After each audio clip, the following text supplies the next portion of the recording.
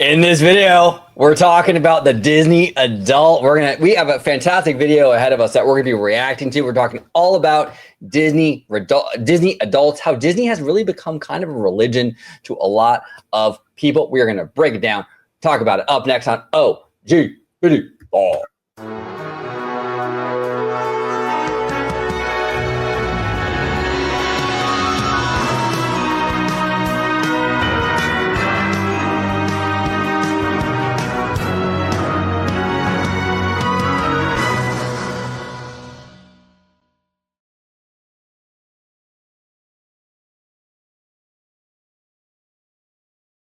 Welcome aboard, everybody, to another episode of OG 55. We are talking all about Disney adults today. A religion to many. We will discuss it. But before we do it, before we dive in, I want to introduce my fantastic panel. We got the Italiano. Welcome back, sir. Glad to be back. Always a good time. And it's always great with the four of us recording. I mean, it's always good, you know, whoever is on and everything. But just something about when the four of us get together and just shoot the shit. Shoot the shit. Speaking of shooting the shit, we were on George's new channel, Citrico Central, recently. We just dropped a video as of the recording today, a bar chat. We were actually at Lamplight Lounge, just talking and speculating about Epic Universe. It was pretty cool, pretty fun stuff. So check that out over there at Citrico Central. Really good, very different kind of in-park vlog. But George, speaking of Citrico Central, where can everybody find you on social media, sir? Absolutely. You can find me on X, formerly known as Twitter, at Disney George. You could also find me on Instagram, Threads, and Blue Sky under the Disney Italiano. And of course, you can find me right here on my home base on Orange Grove 55 with Citrus Corner with all that sweet, juicy, but sometimes sticky Disney news and info. And yes, as OG had mentioned, definitely check out Citrico Central. It's the sister channel to OG 55, and it's all about in-park vlogging, doing food reviews, just as he said, us sitting at Lamplight Lounge talking about various things of the company with Disney and Universal. And it's going to be a very different array of in-park vlogging that you may not be used to seeing on YouTube. So definitely check that out. Yeah, we're going to have a... no, I'm not gonna make an inappropriate joke. Never mind. We're gonna keep it clean. It's too soon for that. Slimer, welcome back, sir. How you doing? I'm doing well. Thank you very much. Where can everybody find you on social media? I am on X at SlimeSquare84, and you can find me right here on Orange Grove 55. There he is, Mr. Webba, making Mr. Webba moves over here with Webavision and Web Shots. Welcome back, sir. How you doing today? I'm doing fantastic, OG. Thank you so much for having me on, as always. Yeah, absolutely. Where can everybody find you on social media, my friend? Yeah, you can find me on Twitter, Mr. Webba at Webslinger760. You can find me on Instagram and Threads at Cobweb91. You can also find me here on Orange Grove 55. There it is. All right, guys. We're gonna talk about Disney adults. This is gonna be kind of interesting. Okay, so this is from, is it the channel's called Wisecrack, and Slimer, you actually brought this channel to my attention. Actually, you know what? I'm gonna go ahead and hit that subscribe button. So go ahead, everybody, and hit that subscribe button as well. Disney adults. Is Disney a religion? So we're gonna watch the video like we always do here on the channel, and we'll stop it along the way, talk about it, break it down. So here we go. This video is brought to you by Keeps.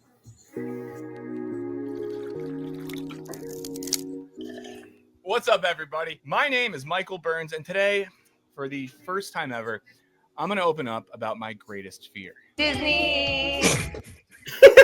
I'm absolutely terrified of Disney adults. Let me explain. A couple years back, we casually discussed the phenomenon of adults who are super enthusiastic about Disney on our podcast, Culture Binge, and I shared some tongue-in-cheek thoughts about the unaccompanied olds at Disney World. I get a little judgy when I see like legit adults get hella emotional about going to a kid's park. If I was a parent, let's say, and I'm taking my... Okay, so here's the thing. Now, I'm actually very critical of Disney adults, and I will get into that in this video, because I am technically, I guess by definition, a Disney adult.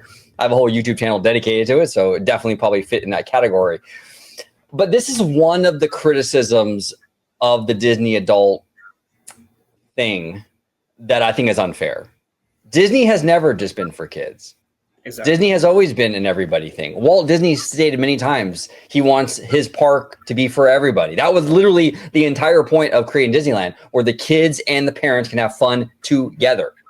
So I don't know where a lot of the critics, I think it's like a misunderstanding or like a lack He wouldn't know that because he's not a Disney person, so he wouldn't know that Walt said that. Well, of course, yeah, exactly. And that's the problem, is that if you're going to criticize, and the criticism that I have towards Disney adults comes from, my critique is it comes from a place of, knowing, because I'm in this community like crazy. But this guy, obviously, if he's not a Disney adult, he's not really into Disney. You're right, George. He's not going to know that. Disney is not just for kids. But what say you, George? I know you have opinions on this for sure. Oh yes, I did. when I watched this video, and a lot of things were like popping into my mind of saying that was one of the first things. It was like people on the outside of our Disney community, of the Disney bubble, it's always the common misconception that anytime that someone refers the term Disney, you automatically think, oh, it's for kids. Why? Like if there is a Disney event, if there's a Disney show, if, go into the parks, it's like, why are all adults here? Me, I'm saying the opposite. Why are these fucking kids here? Like, get out of my way. Like, it's more in the sense of, I like what I like. Disney is an entertainment giant that was meant for all, as you had mentioned, OG. Walt Disney, clearly said it's a place for the children and the parents to have fun together, and I'm sorry,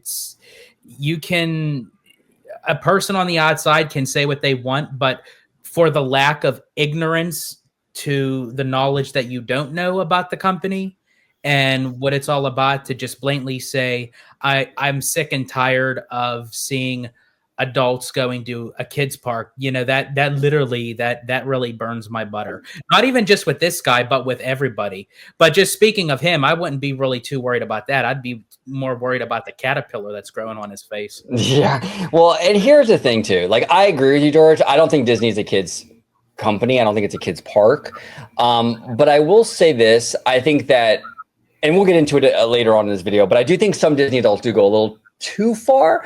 Not that it's not okay to like Disney, but I do think sometimes the social awareness isn't there necessarily. There's different layers of like to be a Disney adult. It's almost like a lasagna, and I feel like there's like an extreme to like a non-extreme. Yes. Okay. For example, right? Let's say you're at. Okay. We just released the bar video. For example, we just released the bar video on Citrico Central, right? Let's say like a few Disney adults are at a bar and they're mingling, and you talk to this chick or something, right? You're like, you approach her, you talk to her, cute girl, right?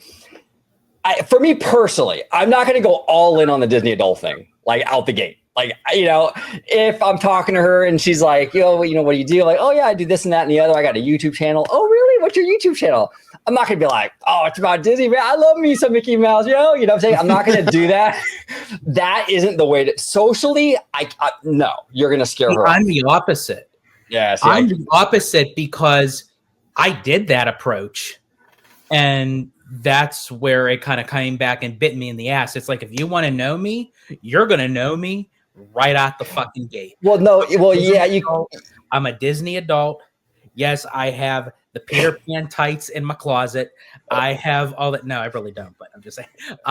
But it's like, I enjoy going to Disney because when I made the assumption that I kind of played it down and played it cool, once they really got to know me, and when I said they, I'm just going to come right out and say it, my ex-wife, that she assumed that when I was saying that I'm into Disney, oh, okay, this is like a once in a blue moon kind of thing. Right. And that was a big part of what, it wasn't everything that ended my marriage. There was a lot that went on to it, but I knew that the next time I'm laying it all out. And when I say I'm a Disney, like, I'm very passionate about Disney.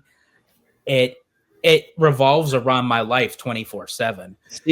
See, that's the thing. Yeah. See, for me, it all depends on what you want out of it. Like, for me personally, like, because you need another Disney adult in a relationship, right? Yeah. We talked about this before in many videos. Like, I don't necessarily need that. Like, I don't need like someone who's equally as obsessed with me, as long as the woman is like into, like, okay with it, where like she's down to go with me too. So for me, I don't want. Yeah, I'm gonna approach it differently. I'm gonna be like, yeah, I like theme parks, I like going to Disney. You know, da da da da. Where it makes sense more for you, George, because your expectation in a relationship is I need someone who's just as obsessed as I am. Right. So, Well, not saying that I really didn't need it. It's just more so I've been there with someone who wasn't. who wasn't? Yeah, And where she didn't like it. It was pure utter hell for the both of us Well, because she was unhappy. I was unhappy. I tried to get her to do things that I like, and she didn't understand it like to the degree I tried explaining it to her. But as I said, that's not just the only reason, folks. Let me make that perfectly clear. There's a lot of things that went on to my divorce, but that's why I was like, when I knew that I was ready to get into a relationship again, I ain't doing the training shit. Like I'm done with it. Well, yeah, you're very passionate about it, and you expect a certain level of fandom from your relationship. You know what I'm saying? I think it's more so like I would be okay with someone that it wouldn't have been, like sort of like you, like if they were supportive. Yeah, like my ex girlfriend. We were together for 13 years, right? She is by far not a obsessed Disney fan, but she liked it enough where we could go regularly. For me, that was enough. I don't need her to be all in. That would have been enough for me. I think just because since I went through it and it didn't work out, I didn't want to go down that path of trying it again and wasting all time on a relationship that may not happen. So I kind of wanted to. It's hard to say because you can't really say any relationship is secured, but I wanted a little bit more of a security to know that a person that I could be with is into the same stuff that I am. Well, you are very into it, and I could see where that would be a prerequisite for you because, like you said, it's your lifestyle.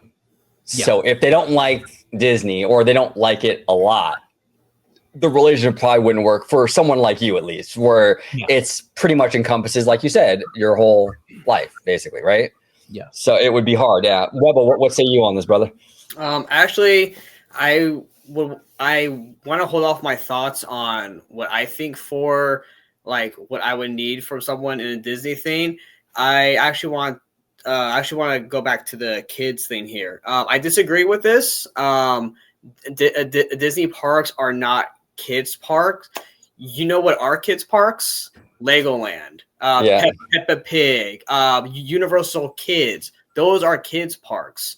Okay, like I think why a lot of these outsider like Disney outside people of the outside Disney fandom still say that these are kids parks is because I think there's still a stigma attached to animation, and anything animation is still considered kiddie or kid.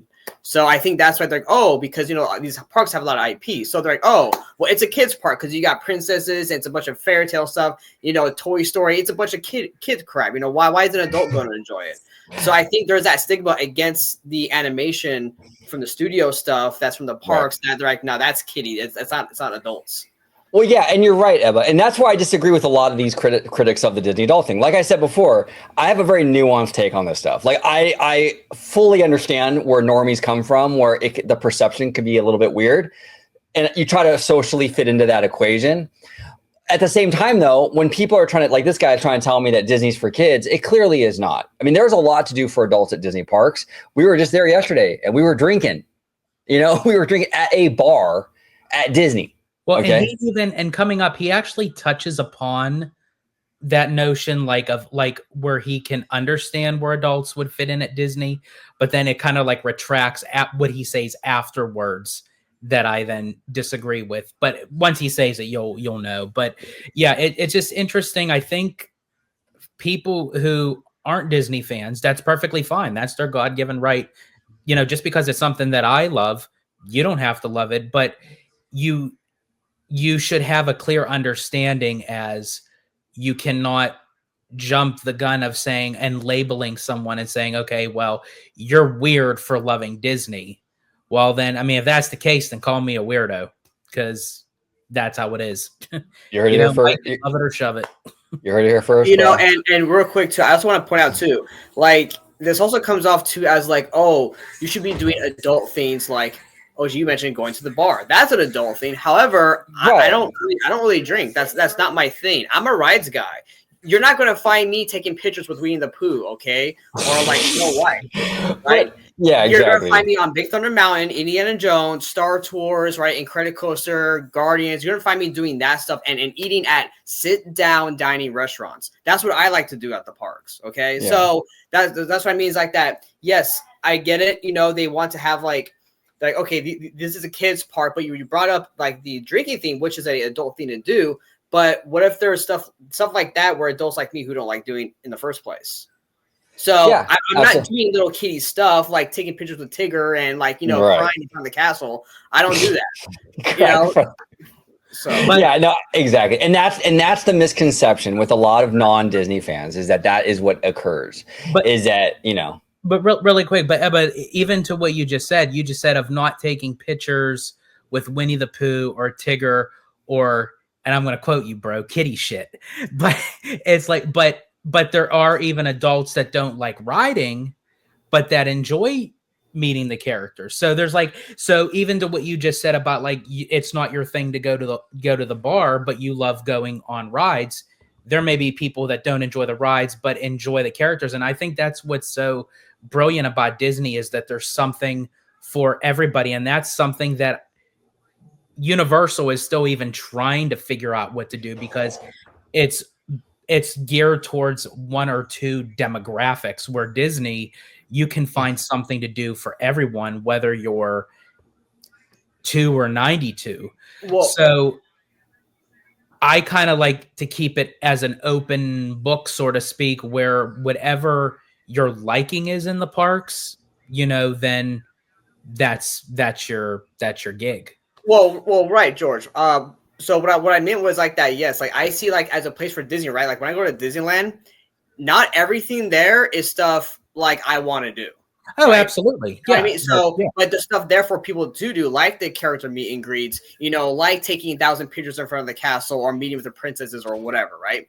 I'm gonna say in terms of like a activity, like as an adult male, I would rather ride Big Thunder Mountain or Space Mountain than be in line to take pictures with Rapunzel. Oh, dude, you don't want your picture taken with Rapunzel? No, you know what I mean? Like it's just not for me, right? And like I'm not going to go to do the breakfast Naples, not Naples. What's the restaurant? Napa Rose, the breakfast Napa Rose with the princesses. You're not going to find me doing that. Like, you know, like that's more of like the girly, you know, and then they like the little princess girls that want to do that stuff, right? That's like a more kiddie thing the family can go do, I think. Yeah, and that's the thing, and that's where that's kind of like Eva, you touch upon like what like the social norms are, sort of, right? Where it's like, because I agree with George, where yes, you can do whatever you want, whatever makes you happy. Because I do agree with that. People should follow their bliss. But there also are social norms and stuff like structure where don't be surprised if someone thinks you're weird for like being a full grown ass man, like going to a kiddie breakfast. You know what I'm saying? Or whatever. Right. But that shouldn't stop a Disney adult from doing that, though. If they like the kid breakfast or character breakfast or whatever, that shouldn't stop them. But in society, that it might be looked at as, you know. Well, and to this video, that's what we're talking about is the outside perspective of these normies, non-Disney fans who have a view of Disney adults. So see now here's my thing. And Slimer, I'm so sorry, bro. You didn't even get to say anything. But now to that point, like if you have a grown adult, I'm not even going to say a male. I'm going to say even a female. If you have a grown female adult that's dressed up head to toe in a Disney princess outfit, you can't dress up in a costume, but like depicted as a Disney princess that goes to one of the princess breakfasts, and they're kind of taking away the experience for the young kids that want to see the princesses, that they're like, oh my gosh, like this is the real princess. To me, that's going a little bit overboard. Not saying you don't love what you love. If you want to dress up and all that and go to that's perfectly fine. But it's like, you're at the end of the day, you're still an adult where you can have some sort of restraint, so to speak, and like let the kids have, you know, their own. And that's what I was saying earlier, where you can still enjoy the thing, but some certain circumstances require a little bit of pullback. You know what I'm saying? Like you have to kind of control it a little bit, you know, in certain settings or circumstances. But what say you, Slimer?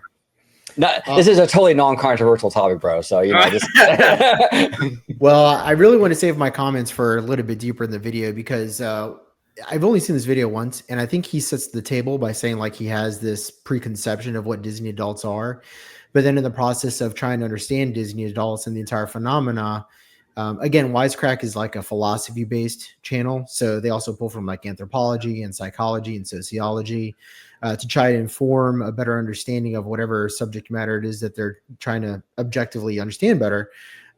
Throughout the video, he does pull from a lot of those disciplines to try to like better understand and get a balanced perspective of what what constitutes a Disney adult and what, like how this Disney phenomena even happens to begin with, because it's a pretty unique thing, right? Like, I mean, prior to prior to capitalism, like, I mean, during the feudalist age, during the mercantile age, this didn't happen. So if you really think about it, Walt Disney as a brand, the Walt Disney Company is one of the first instances, and I hope we get into this video here soon, but it's one of the first instances where a product has turned into a lifestyle, if you really think about it. Because I mean, the 1950s weren't very far removed from the 19th century. And then in the 19th century, you really didn't have capitalism yet. I mean, you had some notion of it, but it was mainly mercantilism. right. But it was because of the capitalist economic society and the combination of technology that Disney was able to create this thing, like this movement, this momentum, this way that people can like express themselves through the Disney company while loving it as a brand and creating like a relationship, if you will. Well, and Disney's a very unique entity where we have a figure of Walt, which was seen as a brilliant human being. Obviously he was, but it kind of like it set up this sort of like, as the title of the video, is Disney a religion? You have this like figure leading the church, basically, right? Walt, right? And it's like, so it kind of sets up this whole kind of, thing where I mean, I can kind of see where people from the outside would see this as kind of like a little bit of a religion or whatever, but you're right, Summer. It's a totally unique fandom. You don't really hear about universal adults. You don't really hear about. I mean, Disney is its own. Disney is really almost like its own genre in a lot of ways. Yeah, and he gets into Walt Disney and how there's parallels between that and some some Western religions as well in the video, which I think is pretty interesting. Yeah, let's dive into this. Really quick before you do, Sure. I just have to say this: we are 23 minutes in of a conversation, and we only got through 42 seconds of the video. I'm telling you, this is a hot button issue, and we're all technically, by definition, we're all Disney adults, but we all have differing opinions on it. So it's interesting. My kids to Disney, and we had to wait to get on a ride because a bunch of 37-year-olds are all like getting emotional to get on the teacups or whatever. I'm just a little pissed. Maybe get out of the way right now, or go to like, I don't know, the zone where they have like alcoholic beverages and churros and just chill there while the kids go on the ride. Citrico Central. I moved on with I don't necessarily disagree with that. I would prefer just sitting down somewhere having a drink and just kind of hanging out. I'm more of a vibe kind of guy anyway. So I mean, but when you say to someone that like, let the kids go on the rides, I'm sorry, I'm not gonna pay just to go in when I could just go to a bar right down the street and have a drink. If I'm in there and I want to go on the fucking teacups, God damn it, I'm going on the teacups. George, I've never seen George this fired up before. I've never seen George this fired up before. Dude, you just saw me when I watched this video for the first time. Oh my god, I've never seen this video. Later. Yeah, I'm raw dogging it too, Webba. This is my first time. A Disney YouTuber posted an entire reaction video that took umbrage with my comments. I started to watch it and it deeply disturbed me. And ever since, I get regular DMs from dummy accounts threatening my life or making fun of me or implying that I hate anyone who didn't have a great childhood. And while sometimes annoying, this experience has mostly left me wondering why. And this fiery reaction to very tame criticism has led the team at Wisecrack to investigating an important question. Are Disney adults kind of a cult? Or put more nicely, are they inadvertently practicing their own religion? And if so, can their zealotry tell us anything interesting about modern society at large? Let's find out in this Wisecrack edition on Disney Adults. Is Disney a Religion? Part 1. Oh, and if you decide to make a reaction video to this one, just tag us in it. And before we get into it, just a quick note. While researching this topic, we found way more interesting stuff than could possibly fit into just one video. So we're splitting this one into a two-parter, sort of like a Godfather Part 2 situation, except I'm not going to kill my own brother in Part 2. I know it was you, Fredo. This video is going to cover some recent Disney adult drama and then contextualize what we actually mean when we ask if Disney is a religion. Then in Part 2, we'll look at the intricacies of how Disney maybe functions as a religion. And don't worry, unlike Francis Ford Coppola, we know when to end something great after 2 parts. Oh. But before we get into it, I want to tell you about this video sponsor, Keeps. Keeps is a prescription service that helps guys prevent I think you heroin. skipped like It's 60 convenient, seconds. affordable, and relevant. Yeah, It's he all the talked hair about, stuff. like, yeah, he Yeah. talked about, Because like, 2 the out of 3 men thing that he experience some sponsored. form. There we Now, go. back to the show. Boom. Now, for a little bit of story time starring ye old internet. Last month, Reddit's Am I the Asshole forum spotlighted a recently married couple who invited their nearest and dearest to a lavish Disney World wedding where they allegedly instructed their guests to buy their own food at nearby facilities or vending machines. Yeah, they expected guests to purchase their own food at a wedding reception. Why so stingy? Oh, just because the happy couple had decided to spend their entire food budget on appearances by official Minnie and Mickey Mouse costumes. Okay, I just have to say something real quick. I knew to pause it. I knew George is like, this is so relatable. We're going to have Mickey and Minnie at our wedding. Go ahead. I have to say, I am looking into actually having them make an appearance, but I just want to make a statement that we all are going to be able to eat. I'm not going to have everyone starve to death. So. There we go. Cast members. As many were quick to point out, weddings at Disney come with a minimum catering budget, so it's likely the story was fabricated or exaggerated. But it nonetheless struck a nerve with the Twitterverse. Because if there's one place the internet loves to aim its collective ire, it's at the Disney Extended Universe's enthusiastic adult acolytes. From Disney bounders who go to the park in outfits inspired by their favorite characters, to rich TikTokers moving into a gated community of Disney World mansions, to folks at karaoke night who bring the mood down with a passionate rendition of God Help the Outcast from The Hunchback of Notre Dame.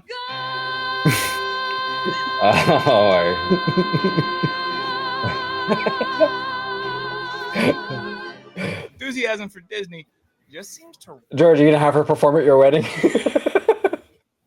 No. of the general public the wrong way. And to be fair and balanced, I confess to once singing the song I'll Make a Man Out of You from the movie Mulan at a karaoke bar in Northfield, Minnesota. I think it was the summer of 2009. And to all who were in attendance, I formally apologize. So the backlash over this foodless Disney wedding eventually spurred Professor of Religious Studies, Dr. Jody Eichler-Levine, to bravely step into the discourse. She urged the very online folks to have a little compassion for Disney adults. Why? Because according to Eichler-Levine, Disney adulting is akin to practicing a religion, and we ought to be a little more sensitive to people's sacred experiences. See, I think that people should respect what other people like. And I don't think it really has anything to do with it being a pseudo religion or not. I think if someone I don't care about sports. I never have. I could care less about any of it. The only time I ever watched anything with sports was because there was a Star Wars trailer on Monday Night Football that was buried in there somewhere, or Kendrick Lamar was performing. Okay, I don't really care about any of the sports stuff, but I'm not gonna shit on someone who likes sports, right? You just kind of have that baseline sort of respect for, if you like that, that's awesome. That's your thing. It's not mine, but I respect if you like it, And I think that's really what a lot of people who don't get the Disney thing should really just keep in mind. Hey, you know what? Disney's not for me, but at the end of the day, if you like it, that's cool. Now, they can have their opinions on it though. I think this guy has every right to think hey, I think it's weird. I mean, that's fine. Everyone else can have their opinion on it, but there should be some baseline respect and just kind of understanding that, hey, someone likes something I don't like, and that's okay, whether it's a pseudo religion or not. Well, what I like about this is that it's using, Dr. Jody Eschler Levine here is she's making the comparison from a purely academic and anthropological perspective. She's not using religion in any kind of derogatory way, but what she's essentially saying is if you're an anthropologist and you're trying to determine if something is a religion or not when studying a foreign culture, there are certain categories and requirements necessary according to like anthropological doctrine that says, hey, this needs to meet these X amount of requirements in order for something to be called a formal religion. And in this sense, it does make a lot of analysis or a lot of it makes a lot of comparisons to religion in that it's a system that tries to make meaning through the world through series, make meaning in the world through a series of stories and rituals. And like she goes on to say here, it's about a network of relationships with the human and non-human. And it's about making homes and confronting suffering. And that's true for a lot of Disney folks, right? Like where they it's about the stories, it's about the rituals. Going to Disney itself is a ritual. Disneyland is the mecca for all Disney fans, right? And then the stories and rituals. Disney is replete with stories. And Disney was built on stories, right? I mean, taking the old German tales and converting them to an American audience. That's how Walt Disney built his company. And then perfecting that storytelling methodology through the art of animation. So, and then even like down here where she says, all this happens at Disney, cast members literally welcome you home. And going back to the sports analogy, they call it home field, home base, or welcome home. So there's a lot of similarities between the Disney fandom and religion that if you were like, let's say you were like an alien anthropologist studying humans, right? Right. You could probably mistake Disney. And remember, I'm not saying this derogatorily. I'm just saying like if there's certain boxes that religion has to check whenever you're studying a foreign culture, Disney would probably check a lot of those boxes, but incidentally, right? Like none of this is like built to be a system of beliefs. It's just totally incidental. Well, think about it. You're right, Slimer. Think about it. If say a million years from now, aliens come onto Earth and they were digging up old remnants of human civilization, and they come across like 6 or 7 Walt Disney statues. Right. This man must have been like their leader or something. Like, nope. Right? Like, no shit. Like, why are there so many statues of this one dude? Right. Was he a religious figure? Was he the president of the world? What was it? He must have had a high stature on this planet, Right. So I can definitely see what you're saying there. You can definitely make that case. That's a really good point. That's a really good analogy because they would find it all over the world. And then to try to make that retroactive backwards, like try to understand that backwards, right? Like think about how we have pyramids that are on like the same meridian lines. Yeah. It don't make sense to us. Right. But they probably make perfect sense from somebody that was actually around when they were being built, 15,000, 5,000 years ago, whatever the hell. But trying to understand it retroactively is nearly impossible. But we come with these, you're right. Like we come to the low-hanging fruit answers, and a lot of times when you're doing anthropology, a lot of the times it's usually wrong. Yeah. Well said. Well said. Mouse. In the name of the Minnie, Mickey, and Donald Duck. Hey man, don't put that in the It's actually in Walt's holy name. Amen. Get it right. Video. In her sympathetic Twitter thread, she writes, "If we measure religion not by its truth claims, but by its power in people's Walt, lives, Roy, then Bob, Disney and is Michael. as much a religion as any. It is at the very least a site of meaning and human fellowship, even if you hate it." Yeah. She argues that people embrace Disney for various personal reasons. Maybe Disney World was the only place where your parents ever seemed happy. Maybe you watched Frozen on your first date with your spouse. Or maybe you found solace dumping your favorite uncle's ashes on Splash Mountain. Please don't try the last one. It's very much illegal. But this argument caused many to wonder. Was Eichler Levine defending Disney adults or offering an unflattering diagnosis of their spiritual condition? And does Disney fandom really have that much in common with religious worship? Let's take a step back and start by approaching Disney adults as a fandom. Scholar Cornell Sandvoss writes that fandom is defined by the regular, emotionally involved consumption of a given popular narrative or text. So Disney lovers who have cried over Mufasa's death 3,000 times certainly would seem to fit the bill. Now, the link between fandom and religion has long been discussed in academic circles. In fact, the word fan even has religious etymology, coming from the Latin word fanaticus, which meant attendant of the temple, or the fanus, or fanus, fan of, I'll say it, fan of the anus. That's pretty good. And of course, That is deeply religious people are often called fanatics. It's also the name of the Philadelphia Phillies' very chaotic looking mascot. As scholar Vernon Chadwick argues, the Latin root of religion, religio, is defined not in terms of the truth of dogma, but the strength of communal bonds formed by shared belief. Such a community can manifest around shared rites of worship or sacred objects or sites. Chadwick explains that taking care of and maintaining these elements of a religion easily become ends in themselves, independent of explicitly defined and defended articles of belief. This is all to say, religion can be viewed less as what you believe and more as what you do. And this makes sense as many organized religions place a big emphasis on religion being about acts of service and lived virtues. Friend of the channel, Soren Kierkegaard, also held this view, calling Christianity a practice rather than just being a system of like bullet-pointed beliefs. And folks have long been squeaked out by what intense fans do in their communities, specifically because of the seeming proximity to religious experience. For example, when Elvis's gyrating hips made children fall into tearful hysterics, some parents got real nervous because huge emotional reactions were ideally meant for church revivals, not sexual awakenings via the Ed Sullivan Show. Christian groups even worried that Christian contemporary music would I got distract you. its fans from. So maybe I'm just like empatheticless or emotionalist human being or something. I don't know, but I never understood how people get really emotional over music. I've never had that happen. But back to Disney though. Like for me, right? Like, of course, you know, I'm a rides over vibes guy, but I do like the vibes at Disney, though, right? I like being there. I like seeing like people do their stuff with the characters and the vehicles going around, the kinetic energy in there, right? I like seeing the castle and all that crap, right? I like all that stuff. All that crap. I love it. I love it. I love it.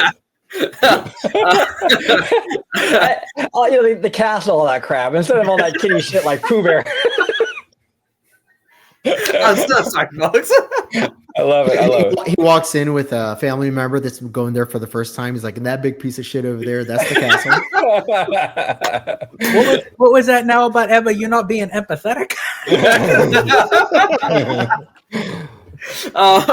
But one of these days, really quick, Ebba, I don't want you to lose your thought. One of these days, I have to take you guys through my list of Ebba-isms, because every single time that I've had a conversation with him, he would say something that I knew what he meant, but it was in his Ebba fashion, and it was too good that I literally had to write it all down. So I have a list of Ebba-isms.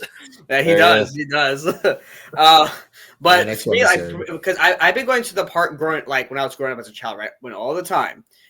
For me, it was just fun, just pure fun. I got to be at a place outside of the real world of everyday life, and I got to see characters and other stories of, you know, what I saw on the screen, either from my home on my VHS or in the movie theaters, right?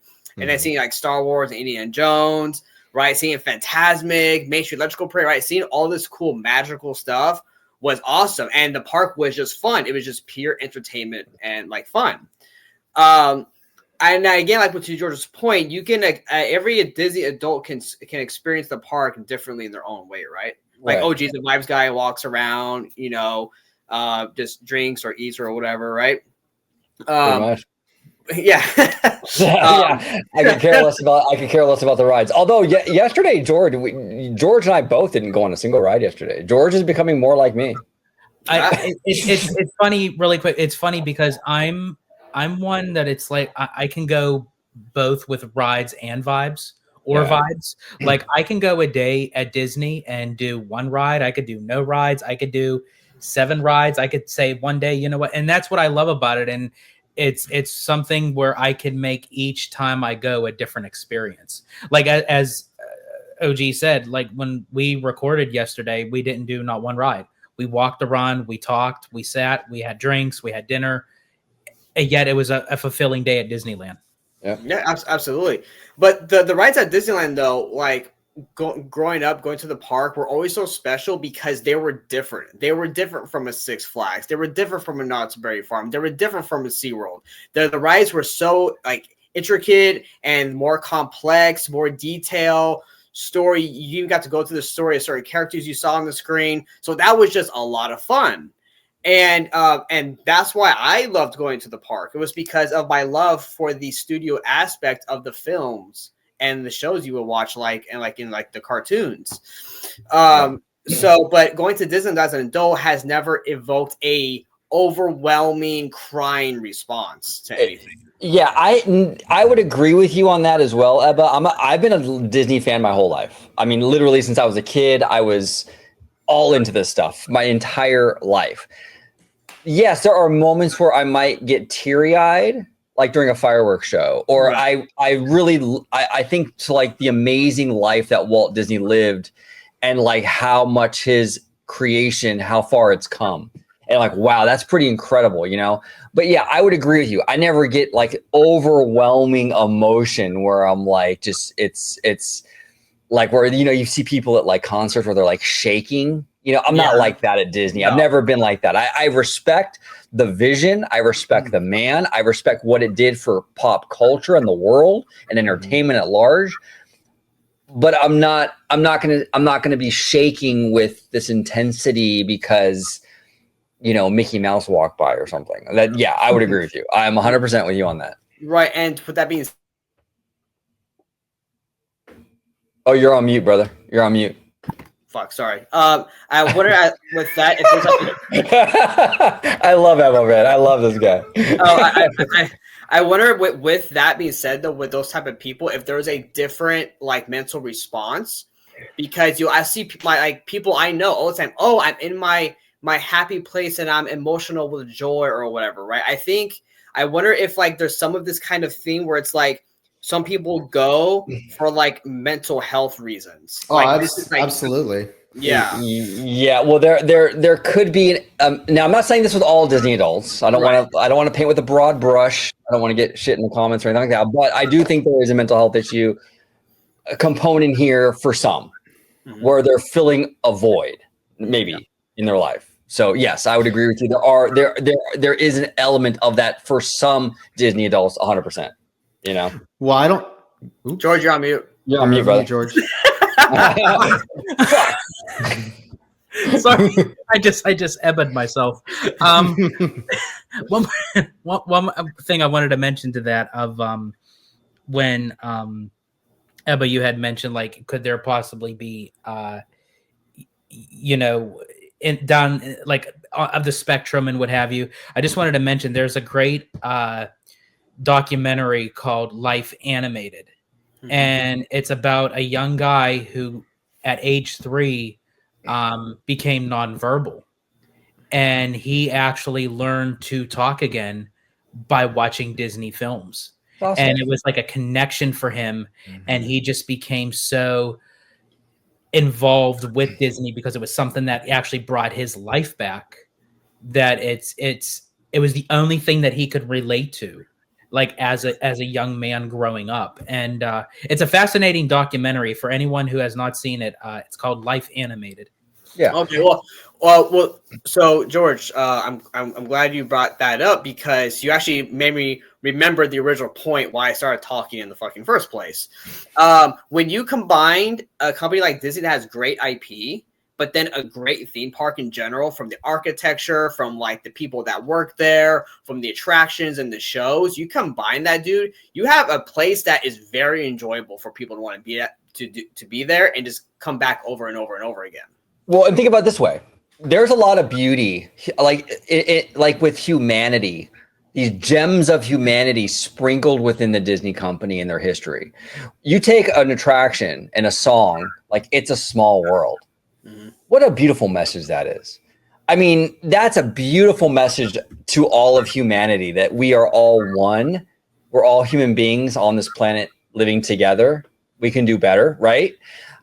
I don't care if you're a Disney fan or not. That's beautiful. So there's a lot of good that comes out of the Disney company. I know lately, like, in the modern era, there's a lot of people that like to trash talk Disney, for whatever reason. And believe me, there's plenty of criticisms to go around. The Walt Disney Company is not a perfect thing. Okay. It never has been, but there is also a lot of really good that has come out of it. Some really beautiful stuff, like It's a Small World and various other things that really speak to our core human experience, which I think is incredible. So Worshipping God and lead them towards secularism. Instead, it just made millions and millions of dollars and produced gems like this. If you do drugs and you think you're cool, you need to come to Sunday school.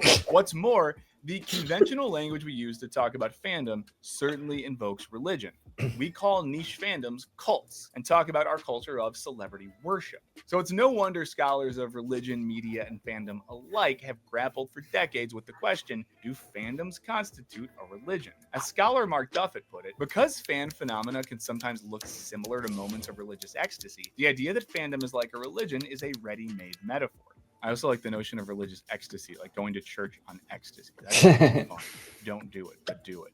Duffett notes that some academic researchers who subscribe to this interpretation of fandom treated fans with empathy, while others use the analogy to stereotype and lambaste fans as servile and misguided. That is to say, to treat fandom as a religious practice sometimes means to pathologize the fan, i.e., to regard or treat them as psychologically abnormal or unhealthy. It's worth noting that some forms of fandom are basically treated as normal by our society, while others are viewed with skepticism. You know what? Nobody's going to call you a cultist. So, You want to pause it because there's a lot to unpack there.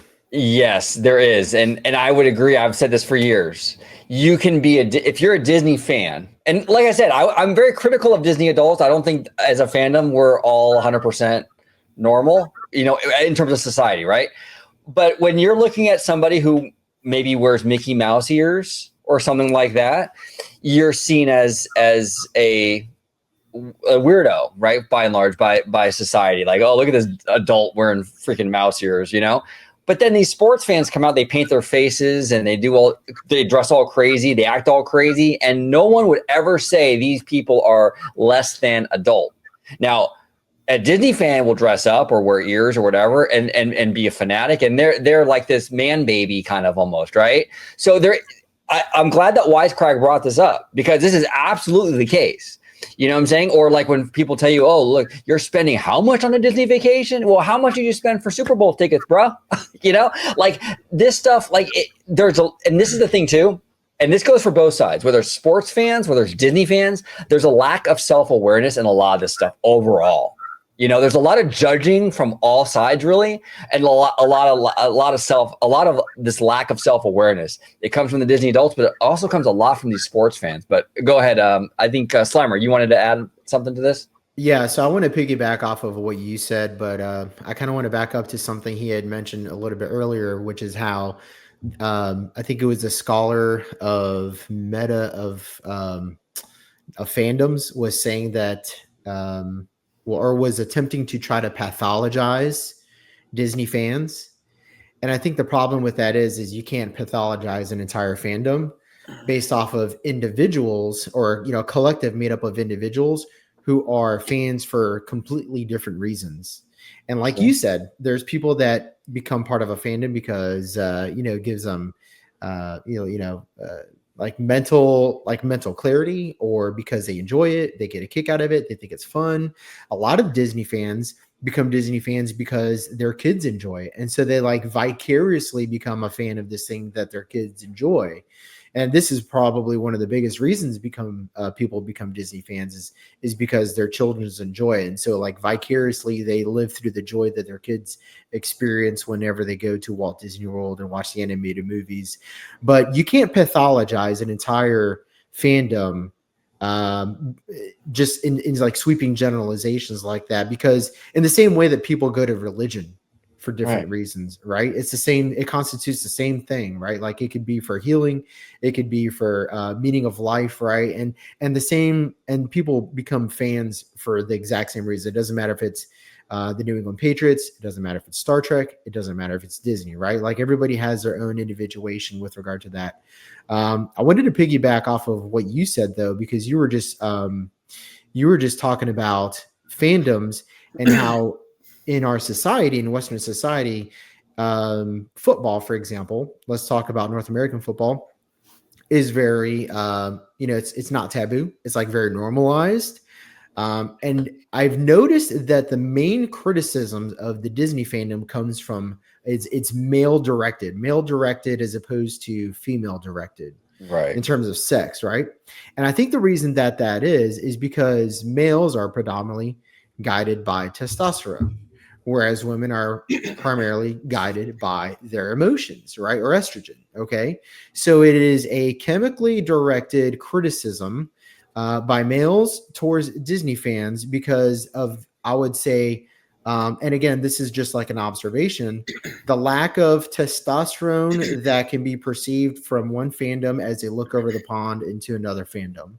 So it's a very primitive criticism. Like, I think that it comes from like, hey, we're in a testosterone, we're like in a high testosterone fandom. We're looking at your fandom. We see it's very low testosterone.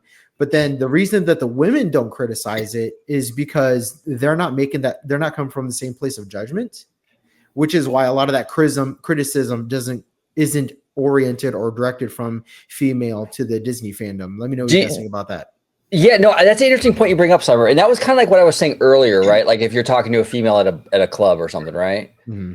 And then like, because you're saying Disney is seen as a very less masculine fandom, right? Like, yeah, like, or even maybe like neutral.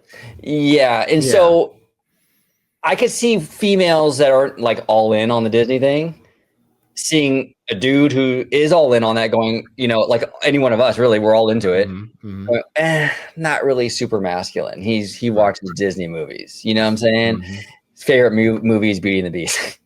So I can understand that. And I'm not even like, I am part of that judgment because they would be directing it at me because I am a Disney fan.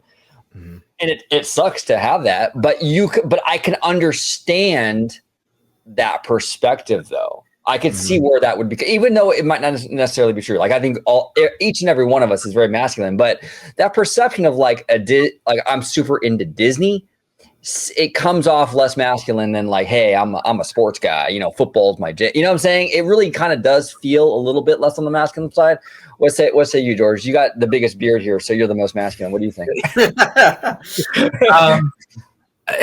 I mean, yeah, in reality of like how society is and how people perceive one another, yeah, I could definitely see that a lot of women do tend to look at that and say, okay, well, I like the tall, buff business guy that's into sports, and that's like the go-to for like a lot of women. It's like it's all about the looks, it's all about the this, the that, but in a way, it's kind of a little bit, dare I say it, but I don't care because I go balls to the wall. I feel like that's a very kind of shallow perspective of how that you can perceive someone, even though that is the dynamic, that is the majority. But when you just have a one straight optic to say, oh, well, he's like, what is defined as masculine or not compared to whoever they're speaking to, but because they're not quote unquote manly enough, because they're into Disney. Well, guess what? I'm going to be a little bit more graphic because I actually seen it happen. I've known women that literally is into the man's man, that they're into sports. Now, I'm not saying that this is every guy that's like this, but I'm just saying I have seen it where they don't talk to someone that is maybe like, oh, well, he's not a tall guy, so he's not manly enough, or he doesn't watch sports, he's not manly enough. They get with a guy who's like that and they treat him like utter shit. And then I kind of look at it and say, well, maybe you shouldn't really just look through one optics, get to know the person, then just say what's defined as manly and what's not. Right. You can absolutely be a masculine Disney fan. And I think all four of us are good examples of that. You know what I'm saying? Yeah, I mean, absolutely. So but yeah. I do understand that in reality, is that the case? No, there's like all over majority of the women is like, they like that that kind of like protector. They love that the guy that it's like a draw to them, that it's like, oh, you have to be into sports, you have to be a certain height, you have to be a certain build, you know. And that's not necessarily their fault, because women as well as men, we're hardwired to be attracted to certain things. Women are hardwired to be attracted to that protector. So when it's perceived as less masculine, for right or wrong, you know what I'm saying, they're going to be maybe not so much attracted. You know, so the Disney thing does seem less masculine, for right or wrong. And that doesn't mean that every Disney fan who's a man is not masculine. I'm not saying that, you know what I'm saying, obviously. But the perception, yeah, it's there. I mean, whether as Disney fans we want to admit it or not, it's absolutely there. Yeah. The guy who's at the bar, who's the diehard sports fan, is probably going to go further with the girl at the bar than the dude who's like, yeah, man, I can't wait to ride Dumbo again. You know what I'm saying? Like, I'm just saying it's pretty much, or I can't wait to go on Peter Pan. You know, it's. But I also think it also depends on the demographic of the woman too. Yeah, if you have a woman who is a little bit kind of, how do I say it? Full of herself.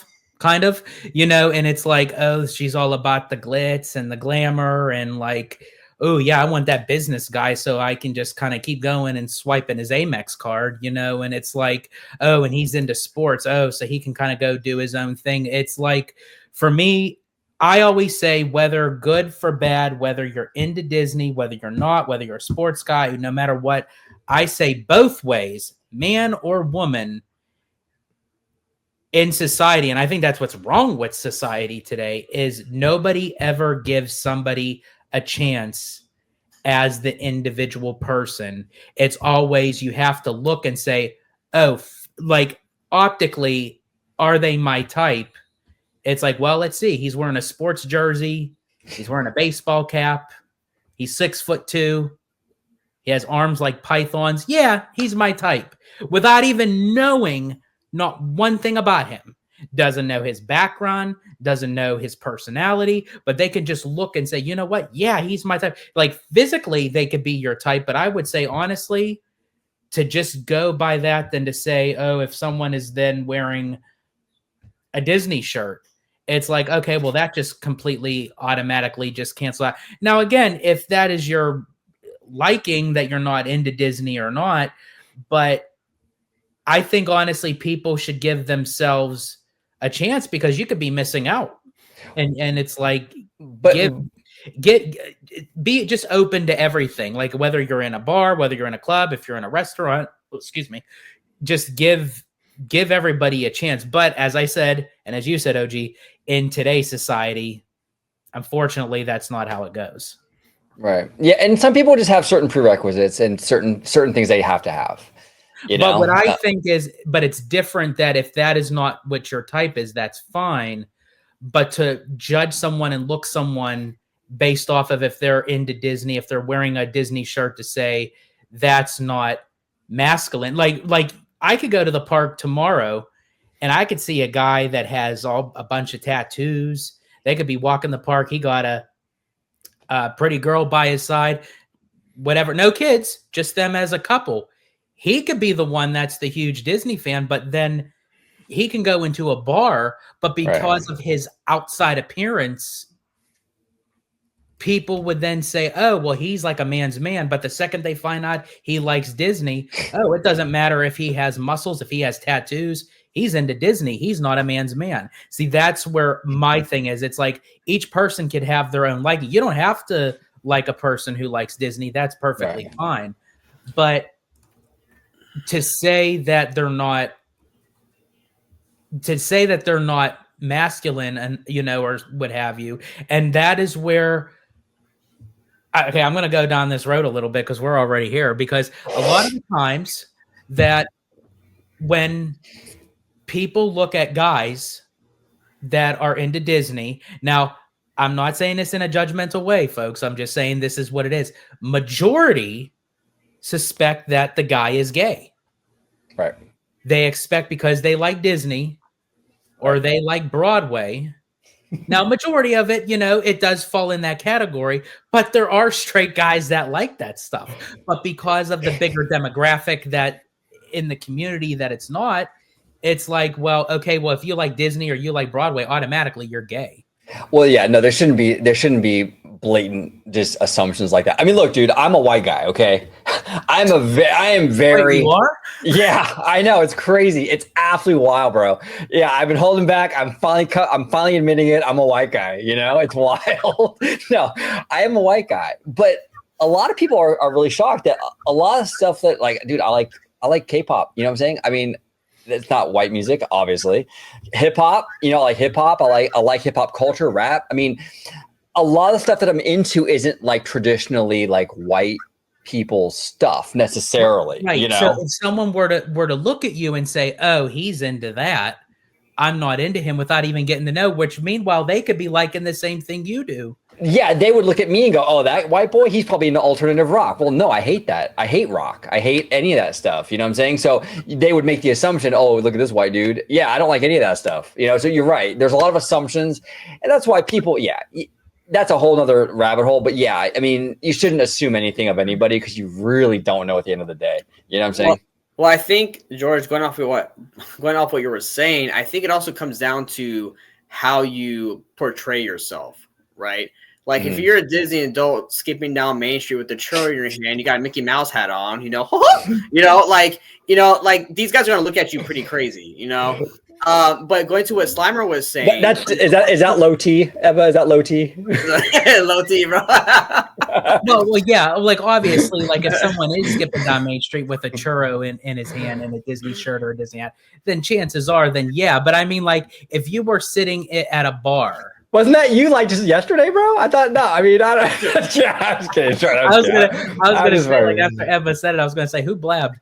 I know. We're snitching on George. No, I'm just kidding. Right, go ahead. No, I was just saying more so like if we were like at a restaurant or something, right, and you were to see one person on one side that has a sports jersey, a baseball cap, very fit, very big, and then you have the person on the other end that maybe has a Disney shirt on, or what have you, that people would automatically assume, oh, because he has a Disney shirt on, it's like he's less masculine to the other guy across from him wearing a sports jersey. Right. Well, George, to that point, and to Slimer's point about the whole testosterone thing, is I think you have two very different groups of people.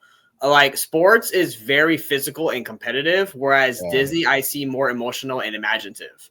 Yes. Yeah, I'm not a competitive person by nature at all. I don't really care, honestly. Like I'm not into sports. I've never been a competitive person. I'm also like men's testosterone is usually also very physical, fighting. They like to watch that. People get beat up, right? That's a whole like male testosterone thing. Yes, I mean you can have fandoms of both things. For example, on days when there's a hockey game going off for the Ducks, you'll see a lot of hockey Duck fans at the park at Disneyland wearing their jerseys. So you can be fans of both. Mm-hmm. However, I think there's a certain level, especially as a man, that you have to conduct yourself to then be like, okay, you like Disney, but you're not like so flamboyant about it. Right. And yeah, that's a good point, that these fandoms are not mutually exclusive. Like I can get just as much out of going to Disney World or Universal Studios as I can, going to the gun range and watching Ultimate Fighting Championship. You know what I mean? Like they're not mutually exclusive. And also you had said something that really just inspired I did like the point about the personality types too. So if you're more imaginative and you get more passionate about animation and the creativity that's involved in Imagineering, or creating these rides, and let's say rides give you more thrills than watching a football game or a basketball game, for example, then you're going to have the personality that's going to be more geared towards shaping your direction of life towards theme parks or watching animated movies versus going to football games. Now, again, not mutually exclusive, which is weird, but again, humans are really complex in that way.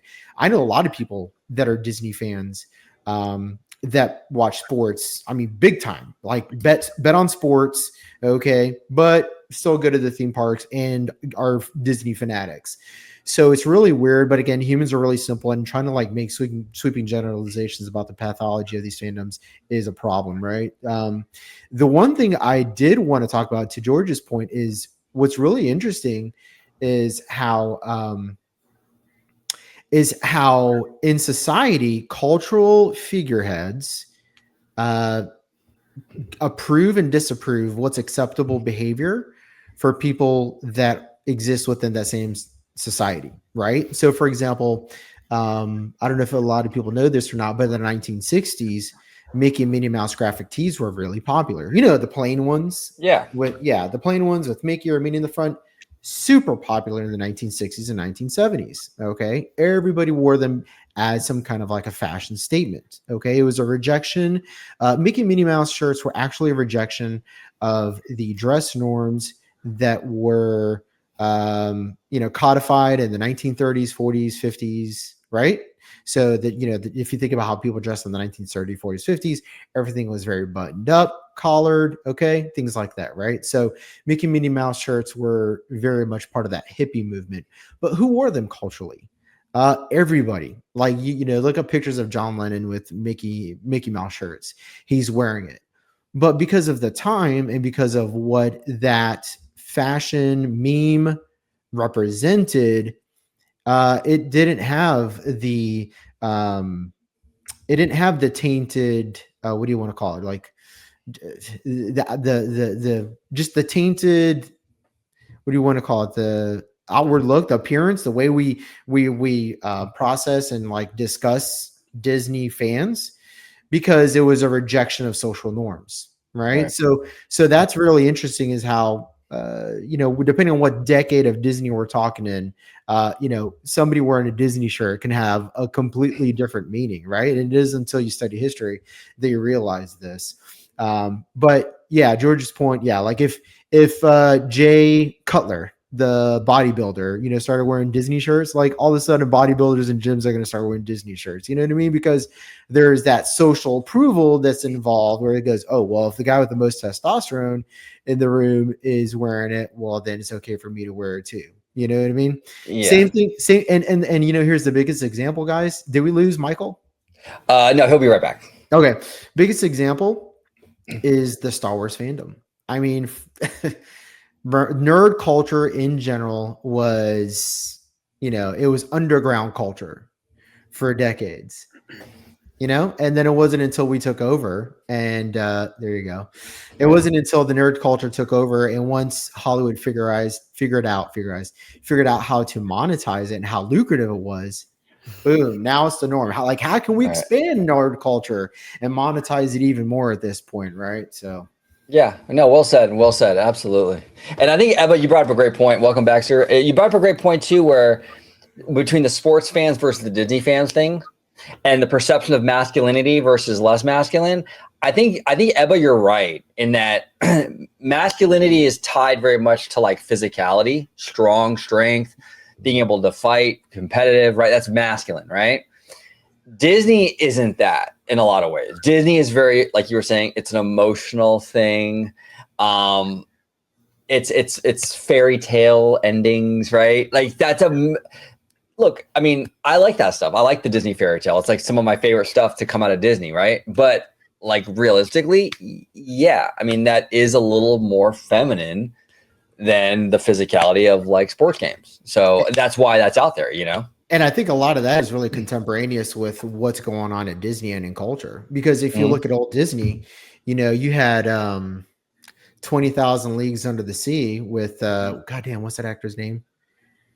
Kirk Douglas. Yep. Very masculine actor, right? I mean, they were like, hey, who's the most masculine guy in Hollywood right now? Oh, Kirk Douglas, with his chin and his chest, barrel chested guy like this, beating up squids, fighting pirates and shit. Like, they had Davy Crockett, right? Yeah, they had Davy Crockett. You had an entire era of Disney, which really was before the princess era, if you really think about it. I mean, you had Snow White, okay, fine, but I mean, you had a whole era of Disney, from the 50s and the 60s, where there was, I mean, they were hyper focused on masculinity because of the relevancy of what was really big in pop culture.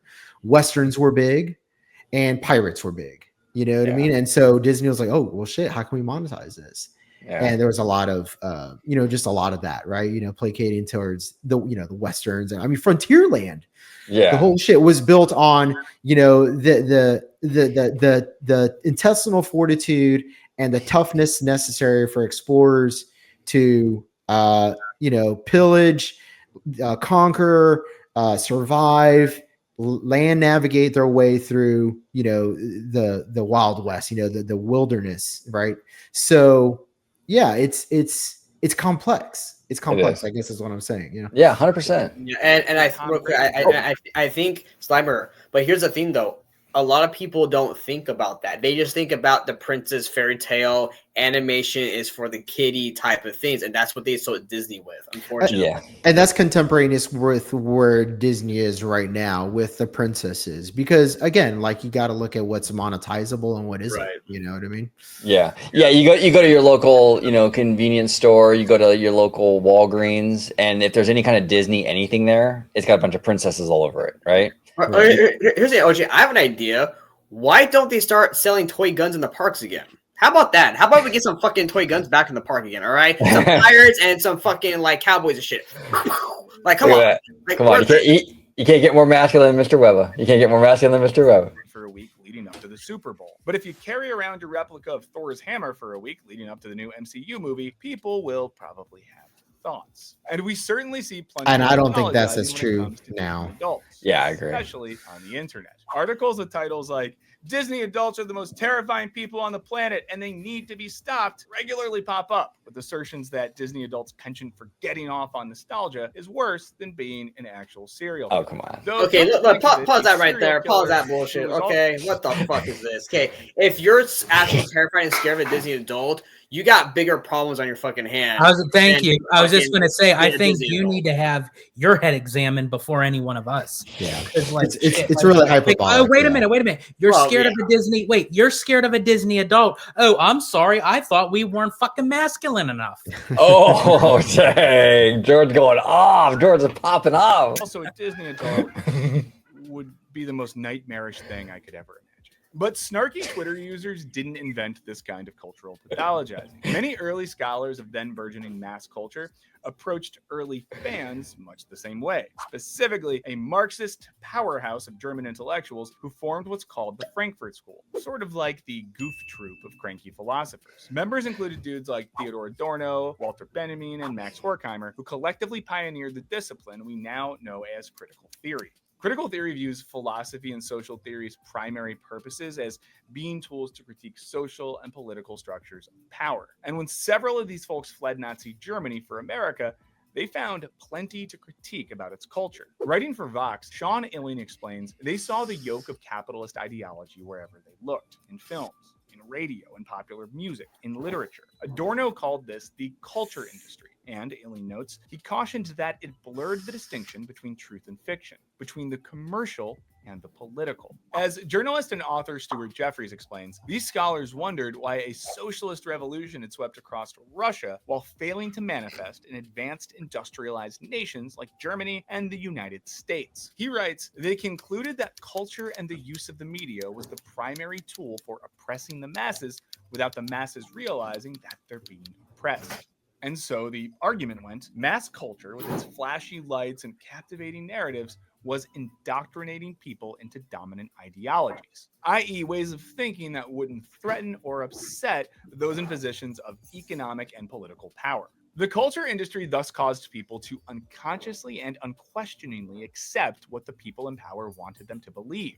In this way, these scholars thought that culture was essentially taking the place of and functioning like an organized religion. Note that during this time, religion was undergoing a decline in power over the national psyche. As Adorno and Horkheimer wrote, the sociological theory that the loss of the support of objectively established religion has led to cultural chaos is disproved every day, for culture now impresses the same stamp on everything. That is to say, culture was indoctrinating people into the sorts of dominant ideologies which were once exclusively the terrain of religion. This development upset these guys to no end, and Adorno even penned a hateful paper about the insidious national disease of jazz music. Like, who doesn't like jazz music? It's really nice. What's interesting though is who made jazz music at that time. So I God knew only where that knows was what going. he would think Yeah. of contemporary Disney culture with all its mouse ears, season passes, and Disney-themed funeral companies. Oh, and we're not making that last one up. If I ever die and you dare to bury me in Mickey Mouse ears, I'm gonna come back as a hybrid zombie and ghost and just haunt the shit out of you. Anyway, going forward, scholars wouldn't all share Adorno's scorn for mass culture. In the 60s, England's Birmingham School of Cultural Studies started to take fans, especially working class ones, more seriously. And in the 80s and 90s, fandom scholarship really took a turn away from those old, unflattering portraits. That's thanks largely to the work of academics like Henry Jenkins, who were also fans. These ACA fans were already immersed in the fandom cultures they were studying and were thus more sympathetic. Instead of diagnosing fans as docile and semi-brainwashed from afar, these scholars asked fans how and why they interacted with their chosen media text. Also, I would like to announce that I'm officially now an ACA fan of the television show Scrubs. Okay, Sasha, let's see what your new engine can do.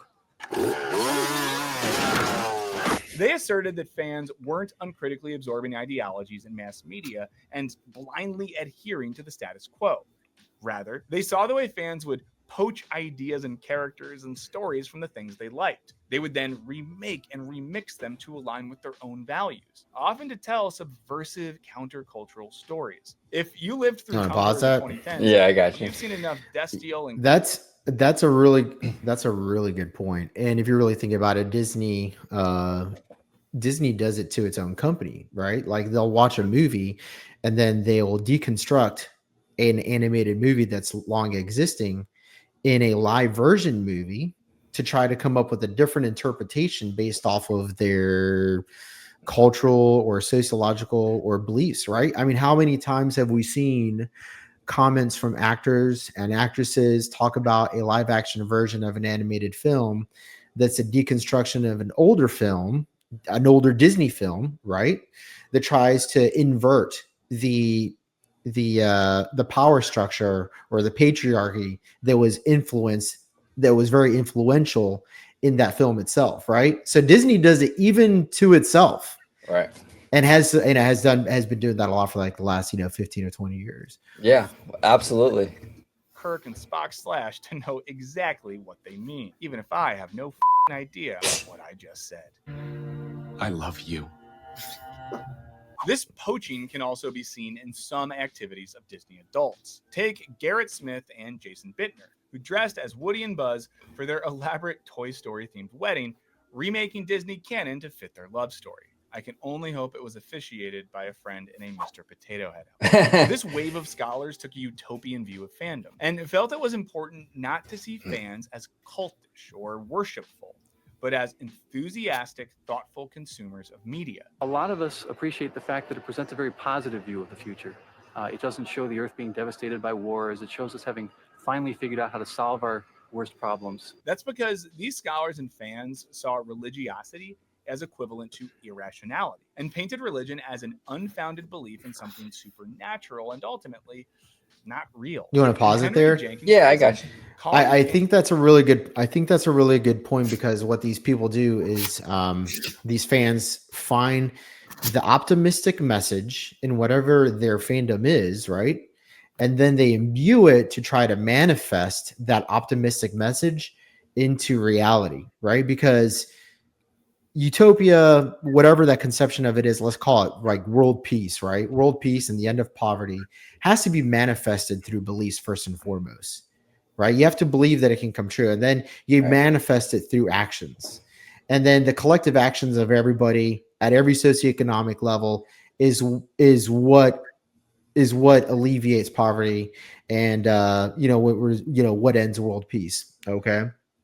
Through a lot of different systems and a lot of different economic functions and things like that. But without the belief of that, and people believing that that the end of wars and the end of poverty is a possibility, you never get to that. So it begins with belief, and a lot of times it's a very intense and passionate belief that can happen. If it means, and now here's the crazy thing, right? And this is the one thing I think that's really important to understand. A lot of us at lower socioeconomic levels are powerless to make these big changes at larger levels, right? We all here are not millionaire politicians that have the influence and the power to sign legislation or to make peace treaty deals with foreign nation states to try to achieve a lower level of poverty or to try to eliminate war. So we do it at levels that we actually have control of, which is a lot of times through the imagination, right? I mean, if all you can do is create peace in your own home or discuss about the importance of, like, let's say romance, let's call it, right, and why romance is important for human psychological health, as they pertain to like the Disney stories or heroes, right? That gives meaning to our lives in a world where our lower socioeconomic status doesn't allow us to. Yeah, and I think that's really important. Well, Slimer, I want to go off your point about creating peace in your own home. I think a lot of not all fans again, but I think there's a good amount of fans that go to the park or to Disney parks as a form of like escapism, right? Mhm. It's a place where you can go to that's rid of the everyday life bullshit. And you can go there and kind of have like the no worries or stuff like that. OG, I know you're kind of different on that. I know you're like, oh, dude, no, I fucking still think about that shit when I'm there. But, yeah, I have anxiety disorder, so my worries are with me whether I'm at Disney or not. I gotta be honest with you, but yeah. So I think these people, they come to the park, they leave everything behind. This is a place that they can just be kind of carefree, right? Just have a good time for the day, enjoy it, right? Again, having that imagination, so to speak, in a secluded world. So I think that's a big thing too with these people who go to these parks as well. Yeah, and there's nothing inherently wrong with that. Going somewhere to kind of calm the old nervous system down, get your mind off things. That's healthy in a lot of ways, So absolutely. And religious paints them as prone to false beliefs, orgiastic excess, possession, and madness. And clearly he's talking about Disney character cosplay orgies there.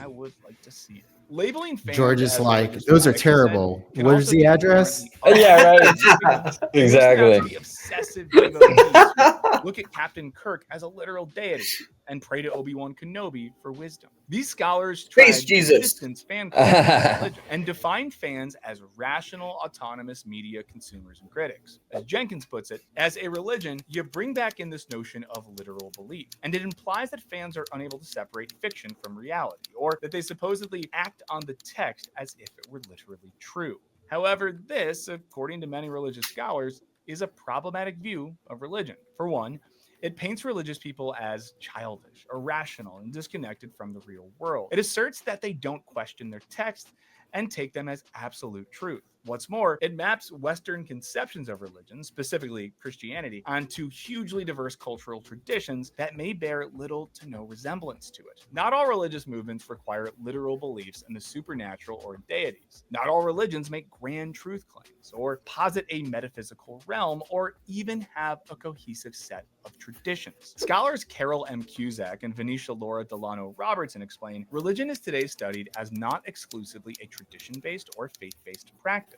but a rationale, an experience. So when scholars of religion compare the experiences of Disney adults to those of religious adherents, they're not asserting that a Disney-phile drinking water from each of the park's fountains believes himself to be consuming Okay, you pause that for a second, please. That's fucking. Okay, so I actually remember when that video came out, when it went viral. He got trespassed. He got trespassed.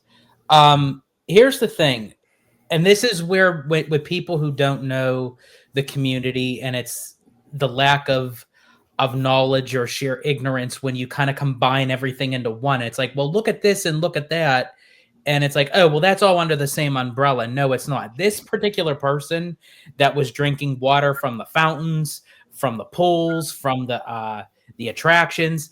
That's not a Disney adult. That's just a person who is utilizing a big branded company of the name of Disney and doing something wild for his own personal social media gain and to gain recognized through on these platforms. Yes, I would agree with you. This guy is, what he did was absolutely ridiculously stupid. And here's the thing, and this is the problem. I agree with you, George. This guy does not represent all Disney fans, right? Obviously. But this is the problem, right? Like, when you have people like Americans going overseas, like to a foreign country, like a Japan or whatever, right? And Americans are going over there and acting like idiots. It's a reflection of Americans as a whole, whether right or wrong. Absolutely. Right. And that's why if I'm at, like, say, a Disney park and there's a lot of people there that are from other countries, I'm always try to be super polite. I always try to, hey, want me to take a picture for you guys? No problem. I want people to know, like, I'm an ambassador basically for, in my own little way, an ambassador for like Americans, in the sense where it's like, I want that person, that family to go home and be like, hey, you know what? When I was in California, the Americans were really nice to me. I want to be that example of like a positive experience for someone who's from Japan or from Australia or wherever. You know what I'm saying? Unfortunately, we have idiots like this who don't think that way. And people will absolutely, right or wrong, label all Disney fans look how they are. Well, no, it's not how they are. It's how this guy is. This guy is an idiot. Okay. Yeah. But we're not all that way. We don't all break the rules. We don't all act like numbskulls. And that's how people perceive us who don't know the Disney community. All they look at it as is, oh, okay, well, this is another one of those Disney adults. He's like really into it because he's drinking the water like he's going to be immortalized in Disney. Well, yes. And here's the thing, though, and that the problem is that it's not everyone's. If someone's not into Disney, it's not their requirement to like educate themselves on our fandom. Mm-hmm. So, and that's the problem I have with guys like this, is because a lot of normies who don't give a shit about Disney aren't going to sit there and educate themselves on the fandom because they don't care about Disney. So why would they? Why would they waste their time? Well, but this guy's going to make the nightly news. And it's going to give the impression that we're all wackos. And that's why I say all the time on the channel as well, if we want to be taken seriously as a fandom too, we have to start picking our battles with what we complain about. When we go on the internet and complain about everything and act irrational, Disney and the outside world looks at us like we're nuts. Yeah. And it matters. Like, we have to sort of like pick, but go ahead, George. I apologize. That's a really good point. Oh yeah, no. And it's a reflection on us. And honestly, it's one of those things where, and you're right, like no one is going to want to educate themselves because why would they care? It's like they're not invested. But yeah, when someone like this makes the news or makes social media, it's like, oh, like here comes the Disney adults. They're all like this. They're all crazy. They're all whack jobs. And it's like, and that's where I go back to where it's like, don't judge a person until you actually get to know them. Don't go by because they wear a Disney shirt or if they wear a Disney hat or they like going to the park. So they like going to Disney movies. Look at the founder, the creator of what is Disney. That's a lot of things too. People say, oh, Disney is a religion. Disney is not, to me, Disney is not a religion. It's not a cult. We are a fandom of it. But to me, Disney is a person who created this company, this one-of-a-kind company. Where have you ever seen another company who has a movie studio, literally that, like, not bought, not like, third-party kind of thing, but their own studio, their own theme parks, their own streaming service, everything is run through. Disney had made acquisitions and purchases throughout its many years, over 100 years, 102 years, but no one actually owns Disney. And I hope it stays that way because for me, it is Walter Elias Disney is a grown man who created and started this company. But I dares hell challenge somebody to say they can look at him and say, well, he's not masculine enough because, oh, his name's Disney and he created a company. And it's like, okay, but what the hell does that have to do with anything? Okay. Well, he created that. Look at all the animators. Frank Thomas, Ollie Johnston, Mark Davis, Glenn Keane. To then look back and say, okay, all these men who actually spearheaded and was part of this company and made for what it was. Oh, but because they all worked for Disney, oh, they're animators. They're not masculine enough. They're not manly enough. You know what I say to you? Fuck you. Oh man. Well, okay. Here's the thing. I would agree. I think the obviously the 9 old men are very masculine. I mean, these guys sat around and drank whiskey with Walt and smoked cigars. I mean, come on, these guys were men, right? Right. But I'm saying, but when people look at their profession and they say, oh, well, they're going in and they're drawing a mermaid, they're drawing a princess, they're drawing I'm saying like out people. Like when you look at the whole scope, it's just like that's where they go, boom. That's the only thing that they focus on, and that's the quick to judge. Yeah. And that is to me like one of the most frustrating things ever. That when someone says, don't tell me I'm not masculine because I like Disney. Like, I know me. Do you know me? No, you don't know me. Well, if you step right in front of me, I could whoop your ass. Well, and that's the thing, though. I mean, people are going to make assumptions because Disney. Yeah, it is. Yeah. Yeah. Disney that's the world we live in, unfortunately. Well, it is, and Disney as a company, and Ebba, you said it perfectly earlier, is a company that's right now very much known for fairy tales, emotions. A lot of people correlate that with more feminine traits, and you can be the most masculine guy in the world, but you walk into a room full of people that don't really care about Disney, and you say, "I'm a Disney adult." They're going to look at you probably more in a feminine way than the guy who's all into sports or boxing or something, And it's unfair. I'm not saying it's fair. I'm not saying it's fair. But that's just how it is. Yeah. And that's when I say, pick a cheek to kiss, left or right. There it is.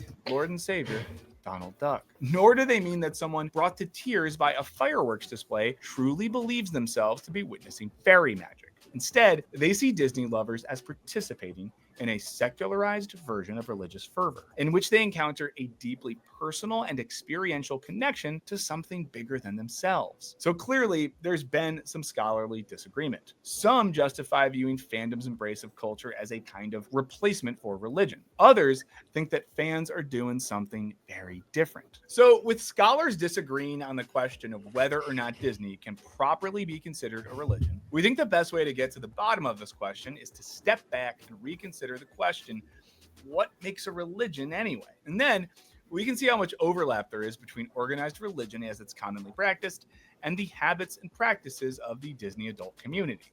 One thing that's for sure is that there's no organized religion that says it's cool to leave menacing comments on the wedding photos of a gentle YouTube host. But we'll get to all that in part 2, where we'll also be asking, is there anything that Disney adults can tell us about contemporary society?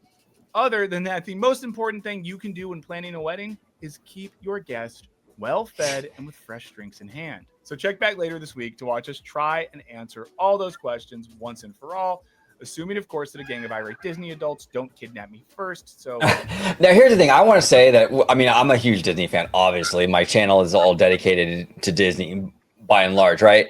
And I actually really like this guy. I do. I like his content. This is my first time watching this video, my first time watching his content, but I think he approaches the Disney adult thing in a very intellectual way.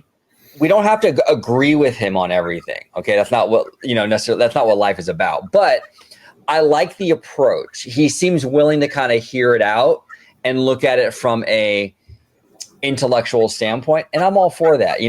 As a Disney adult myself, I can even point out a lot of issues within our fandom where I'm like, and I do it all the time here on the channel. The Disney adult fandom, or whatever you want to call it, is not perfect. And there's a lot of issues. And I can understand why some of these perceptions are out there with the normies who look from the outside in. I can get it. I totally get it. You know what I'm saying? So, but anyway, long story short, Wisecrack made a great video, and I suggest everybody subscribe to his channel and check him out. And if everyone at home likes this reaction, maybe we'll react to part 2. But Slimer, what are some of your thoughts as we close it out? Yeah, so for anybody that watched this and thought that there was any sort of value judgments being made to the fandom itself, or that we had any intentions of making any value judgments to the fandom, know that we're not coming from a place of criticism. It's more so coming from a place of trying to understand this from an objective perspective. So taking yourself out of the situation, looking at it from all sides, and trying to understand the phenomena that is the Disney fandom, simply because it's so unique and so large within Western culture. It's a phenomena that is relatively new within human existence, and we don't have a grasp on it. We don't have a grasp on what fandom is, because fandom in and of itself actually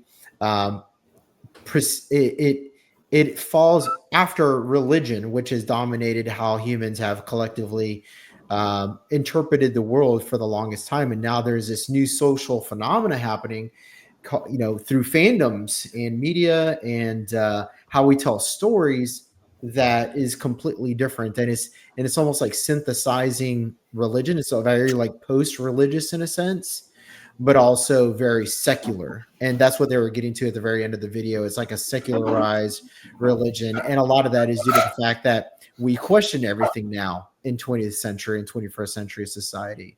Whereas in a very hard religious society, we didn't question things. We just took things at face value.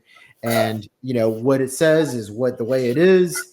And a large part of fandom doesn't think like that. A large part of fandom is very rational, skeptical, and we try to find meaning through life in other methodology, in other ways, in other storytelling venues.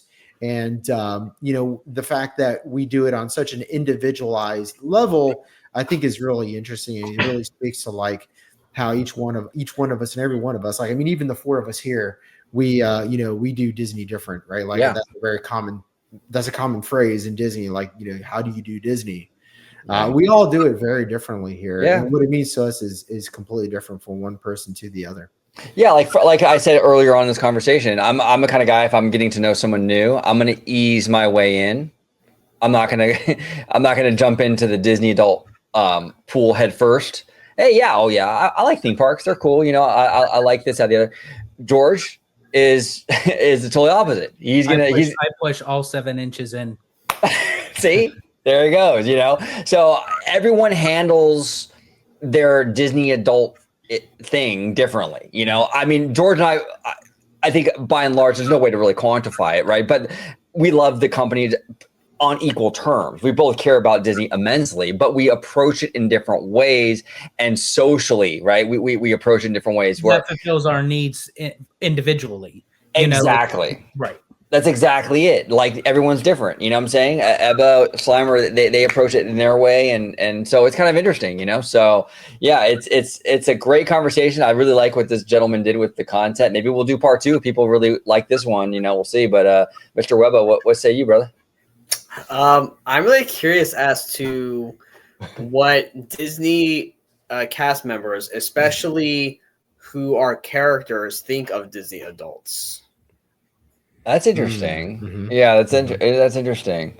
For example, when you go up to hug Goofy or Mickey Mouse, are they thinking to themselves, "God damn it, another 45-year-old without kids"? Right. Basically. Yeah, pretty much. No, I can see that. And as Disney adults, that's something that we just have to learn to accept, right? Because people are going to judge. You can't control the world. You know what I'm saying? And for a lot of people, it's seen as weird. And it's just it is what it is. But that doesn't mean that as a Disney adult you shouldn't be allowed to like it. I'm not saying that. But I think as Disney adults, we just have to come to terms with the fact that a lot of people aren't going to understand it. No. There's not. Honestly, there's people. That's why I actually say there's people in the community that don't understand me. Even so, I can't even expect a person on the outside, because, as I said, I am a rarity. Literally, I will say it about myself. I am a rarity. I am like the 1-2% that literally, as much as we all do this on the channel and everything, there's not a day that goes by And in a way, it's not like I do it purposely. It's just part of my lifestyle. I incorporate Disney in some shape or form, whether it's me watching a Disney movie, whether it's me listening to music, whether it's me going to the parks. I go to the parks on a regular basis. And even these guys ask me, like, when you come out, like when you move out here, is it going to be where it's going to be different for you? And I said, honestly, I don't think so, but I couldn't really give a generalized answer until I actually did it. So far, I'm still going strong with it. It's because the way that I approach going to the parks is each time I go, it's a different experience. And I make it a different experience so it doesn't get monotonous. Now, again, as I said, do I expect everyone to do the same thing? No, as I said, I will be the first to admit, I am literally like 1 to 2% of the Disney community that is like that. Yeah, and I've said before many, many times, I'm a once a month kind of guy. Once, maybe twice a month kind of guy. I'm cool with that. And I think that's a lot. I think for the normie, if I told my coworkers I go twice a month, they're thinking, wow, it's a lot. You know what I'm saying? But in our community, it's probably not that much, you know? But for me personally, I think once or twice a month, I'm good. George, once or twice a month wouldn't cut it. No. Well, here's the thing. Like, I even thought like maybe it would. Like, I even thought maybe it would.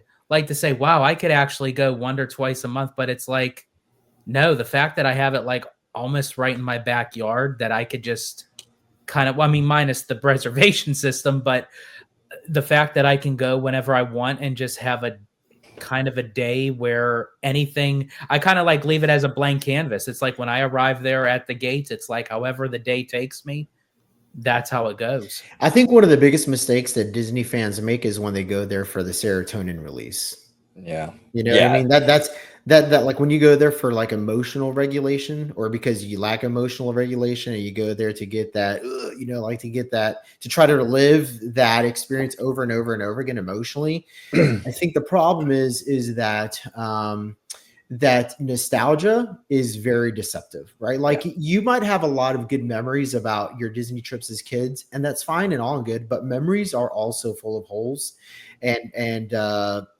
false memories. Like you'll remember how you felt watching the fireworks for the first time, but it overrides the memories of the heat, when you cried, when you were hungry, your mom yelling at you, you shit in your pants, right? Like, and this was all on the same day that you have that really good feeling about the fireworks or meeting Mickey Mouse. You know what I mean? I mean, that was George yesterday. And what, I mean, that was just,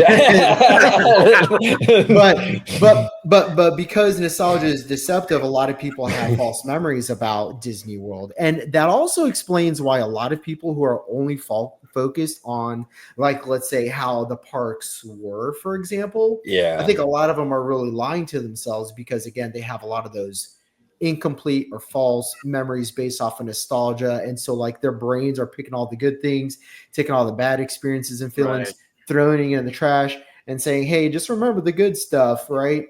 And that's why they fight for things to stay the same. It's because those core memories that they have of, let's call it writing Rivers of America, for example. If they don't have the ability to relive that experience again and again and again, then they actually feel like they're losing a part of themselves. Does that make sense?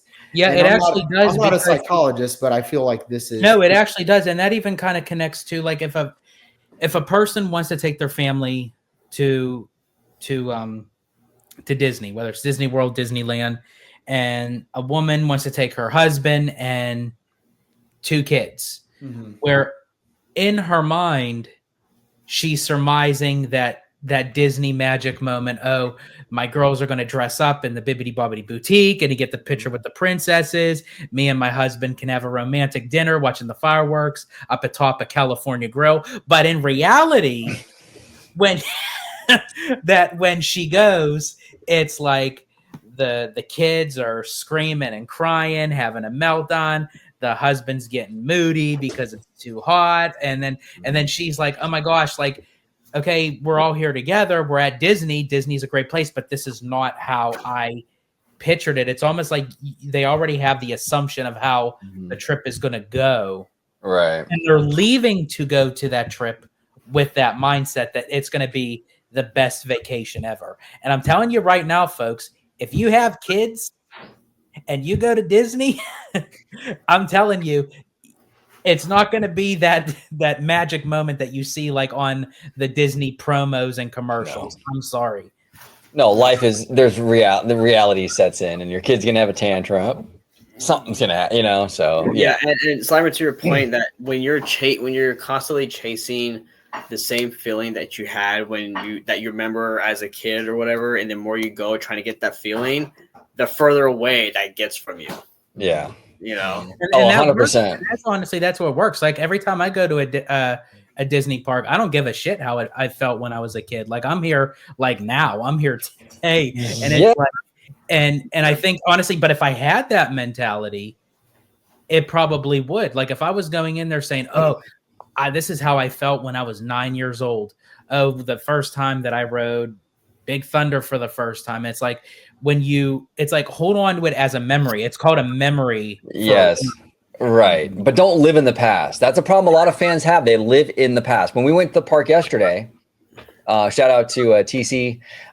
We were chilling at the parks with TC and later on in the day for a little bit, Abigail, your lovely fiance. I was having fun that day. We went to the bar. We were having a good time. We were cracking up, all kinds of stuff. It was yesterday's adventure. Right. I wasn't sitting there fixated on like, you know what?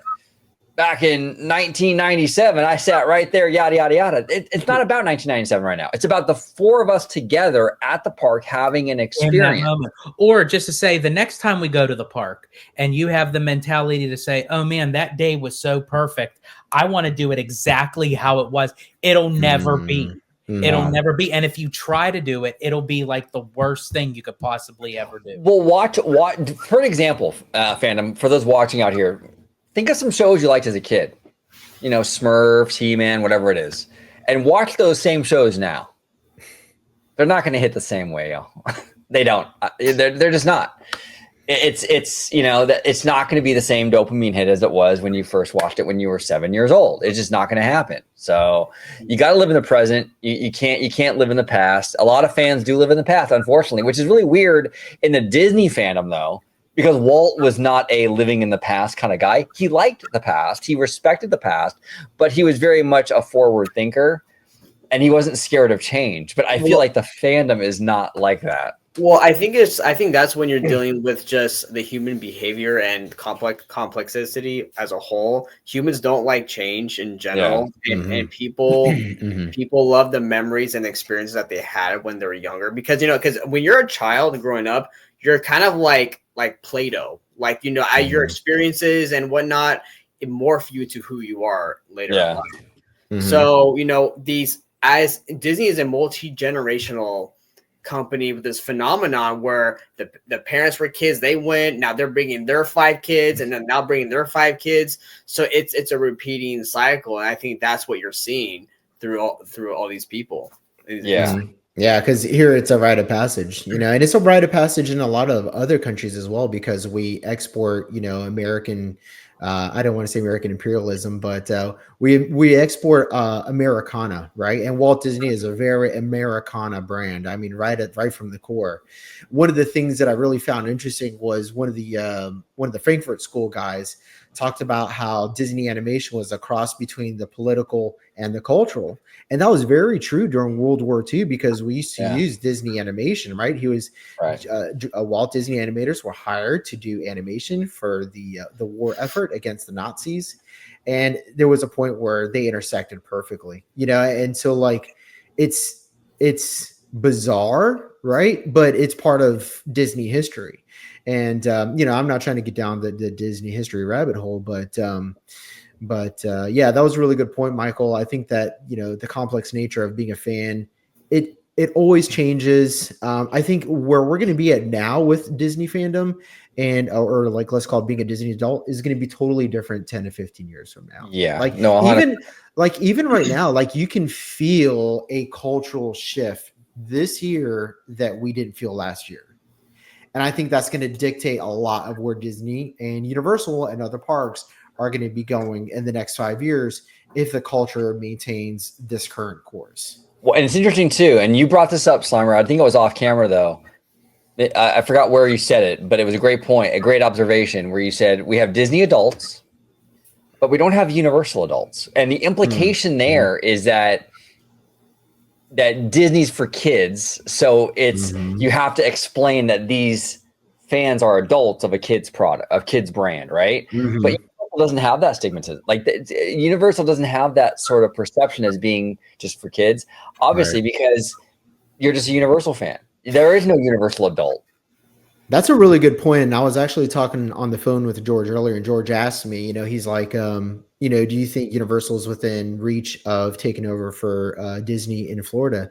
And what my answer was, it really depends on what the consumer wants. And it really depends on how these two different companies bring their products to market and who does it better and faster is really what it comes down to. I think that Universal is within reach. Absolutely. But I think what the people want and who can give the people what they want first, and in other words, bring it to market in terms of a product, and who can do it better is going to determine who wins the short list. This is all short term, right? Well, let's call it who's winning the theme park war in terms of a short term basis, and how we rate it in terms of like attendance, right? Because if, for example, Dark Universe is more popular than Villains. Well, I mean, you can make a lot of predictions and say, well, I think that Universal might be taking the lead on this one. But if Villains turns out to be a better product than Dark Universe, then holy shit, then Universal is going to pivot to something that's a little bit more family friendly. Yeah, it's a tough one because this whole video was about Disney being like a religion, right? And that's where it becomes really hard for Universal because that whole mindset of Disney being a religion and the perceived like cult sort of thing kind of even supersedes even like the product that they put out. Like, can anything overcome that? Like, can Universal step into that spot and be the new religion, so to speak? I don't think so. And I think the reason that it is because of a couple of key physical characteristics. When Walt Disney created the original Disneyland park, he created the castle, and he said he wanted something that everybody can like see from every part of the park, so that way they can orientate themselves, Yeah. And that castle is an anchor point, not just physically for people when they're in the park, but it's also a spiritual and emotional anchor point, which is why they've replicated it in every single Disney park throughout the world. Universal doesn't have that physical anchor point, not just as a point of reference, but as an emotional or spiritual anchor point too. So unless Universal figures out a way to create that, you have their own version of it, they're not going to have that same thing, because that even though it's small, at least when it comes to like the difference between a Universal park and a Disney park, it has a lot. I mean, it has a lot of psychological and emotional impact on the guest experience that very much parallels a spiritual or religious experience. Now, I think Universal's catching on to that. Like, I saw a post that they saw that it was on Facebook, actually. It said, it was a picture of the globe. Okay, just a really nice edited picture of the globe, a lot of color. And it said, Universal is where home is, or something along those lines. Right. They're tapping into that kind of that cozy home thing that Disney has been doing. And I was like, fuck, like they are in the process of unlocking the Disney flywheel. Now, granted, Disney's had a long time to perfect the flywheel, but Universal knows now. They know the formula. You know what I mean? Right. And again, I think Disney does have a major advantage. Universal, but it's not exclusive to Disney. You know what I mean? It's not like only Disney can tap this river, the stream of consciousness that is like this combination of like spirituality and consumerism and animation and imagination. You know what I mean? Yeah, no, absolutely. It's interesting, fascinating stuff. Go ahead, Webba. I was just I say one more thing. I think it's probably really hard for someone to fight against religious behavior, so to speak. Because when you have religious behavior, you're really going against a group of people with a certain like belief or ideology, and it's very hard to downsize that or overcome that. That's what I was kind of saying. Yeah, I think it's not impossible. It's never impossible. Like Universal could absolutely overtake Disney eventually. I just think it's a massively uphill battle because it's beyond just building cool stuff at this. Like Disney is seen as a religious experience to a lot of these fans. And so that's, and like Slimer said, they're doing the thing. They are doing all the right things right now. Universal, right? But it's going to take, I think, a very long time for them to really. Well, yeah. I mean, they're definitely not perfect. Absolutely not. And we, but I think they are doing a lot of great stuff, and I do think they're tapping more into their nostalgia with Back to the Future and things like that. I think that's smart, But yeah, it's tough when Disney is seen as a cult or religion. It's almost like, I mean, you can build the coolest theme park in the world to compete with it, but how do you even compete with that? It's more than just a theme park at that point, I mean, dude, have you guys seen how crowded Disneyland has been the past couple of weeks? We were there yesterday. I was in it. Yep. Yeah. It's been nuts, man. Like it was. Well, I know that Mondo from Five Fires, he posted a photo. I think it was on Tuesday or Wednesday or something. Mm-hmm. It was by New Orleans Square, literally almost like this when we were at the park, Ebba. It was like the shoulder to shoulder. Yeah, where like we were moving, but we weren't. That's what it looked like. You couldn't see not a piece of sidewalk. Literally, it was just a flow of just people on a Tuesday. Yeah, on Tuesday. Now here's a little thing, and then we'll close it out because we're hitting almost 2 hours now. But this is the kind of the different approaches that George and I have with the Disney adult stuff, right? I'm talking to this couple next to me when we were recording our video for the bar chat for George's new channel, Citrico Central, right? And I'm talking to this couple, the great people. They were really friendly, really cool. And the guy says, "Oh yeah, I'm here with her. Like she has the season pass." Mm-hmm. Now I let that shit slide because Disney doesn't have season passes. You know what I'm saying? Yeah. I let that shit slide. George though wouldn't have. Oh no. We have magic keys here, bro. Magic keys, bro. Magic keys. We don't have season passes over here. So yeah, nah. But it's a little different style, different style. It was George's for me. Right. Magic keys, magical reservations. They're so magical you can't even see them. Yeah, exactly. Magic. Exactly. Oh my gosh. But Mr. Italiano, where can everybody find you on social media? And if you want to plug your new channel, go ahead and do that too. Absolutely. You can find me on X, formerly known as Twitter, at Disney George. You can also find me on Instagram, Threads, and Blue Sky under the Disney Italiano. And of course, you can find me right here on my home base on Orange Grove 55 with Citrus Corner with all that sweet, juicy, but sometimes sticky Disney news and info. And please definitely check out my new YouTube channel, the sister channel to this channel, Orange Grove 55, Citrico Central, where we basically take you on location. It's a vlogging channel where we go into the parks, cruise line, even some Disney events, whether it's, they allow photograph and video permitted, but whatever the case may be, whether it's Disney, Universal, Knott's Berry Farm, what have you, if I could film it, it'll be on Citrico Central. So no Cafe Lou for reports, George. As interesting as that would be, I think they would frown upon that, but I think that would be one hell of a good video. That would be a great video. And I want to say, I mean, George, your channel, I'm looking at it right now. I mean, it's brand new and you gained almost 10 subs just today. That's pretty good, bro. You're at 67 right now. So we got great content. We got 2 great videos on there now. One is a walk and talk speculating about DCA, walking through the park. George and I for like over an hour. And then we also have another one talking about Epic Universe with our friend TC. So really fun time. So and then also too, coming up this week, Abby and I will be going to the first day of Food and Wine. So we'll get to do some reviews on that. So we'll get to munchin', and then we'll go to the parks. And then oh jeez. Well, I hope you guys don't use your yuck and yum rating system in the bedroom, George.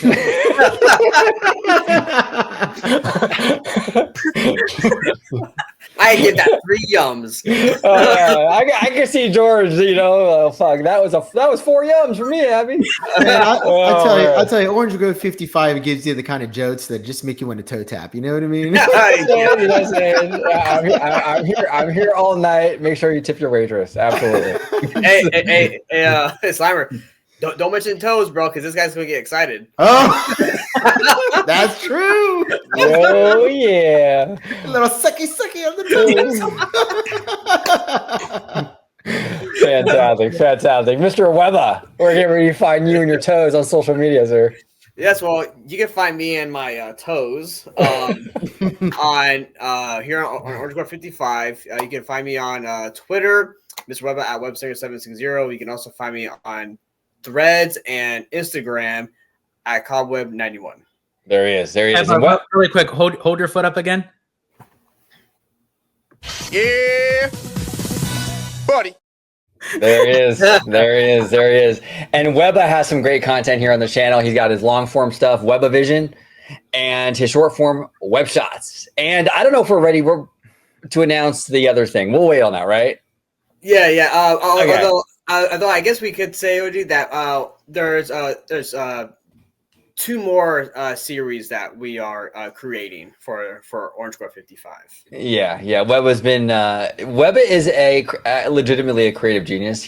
One of these ideas is really, really awesome. So make sure you stay tuned for that. Mr. Slimer, where can we find you on social media, sir? Hey, thanks for putting me on for this conversation. I had a really good time talking about it with you guys. It was honestly, bro, the video was courtesy of you, so thank you. We appreciate it. It was great. I loved his content. It was a great video. Appreciate it. Excellent. You can find me on Orange Grove 55 right here on YouTube and on X at SlimeSquare84. There he is, coming down below with everything that we talked about today. I know there's a lot here. We're talking about masculinity, high T, low T, the whole thing, whatever you want to discuss about Disney adults. We have a lot of opinions today on this stuff. I know it's a controversial topic. Just keep it nice in the comments. That's all we ask. Yeah, maybe tell us what it is that brings you to the Disney brand. Like, is it the animation? Is it the parks? Is it a combination of everything? What are you interested in outside of Disney? Like, get us, tell us a little bit about yourself without divulging, more information than you're comfortable with divulging. But yeah, I think it's a really good conversation. And like OG said, if you really enjoyed this video, there's a part 2 we can react to. And we can go down this rabbit hole really further. So, oh yeah, no, I'm down, dude. I'm down. I love this stuff. I love looking inward in our fandom. We do it a lot here on the channel. I think it's fascinating because all too often, a lot of Disney fans don't really do that. It's a lot of projection out as to what the big bad mouse house is doing. But I like to look inward a little bit, a little self-reflection, in-home stuff, and it's really fun. So everybody, thank you so much. Oh, go ahead, Webba. I was gonna say, I think most, if not all, fandom could do some self-reflection for sure. Oh, for sure, bro. Dude, I'm I'm also a part of the K-pop fandom, and that's a pretty aggressive fandom, bro. you don't want to fuck with that fandom. Believe you me, bro. Yeah. So anyway, go ahead and comment down below, and we'll see everybody later. Thank you for watching OG55. If you aren't already, consider becoming a member today.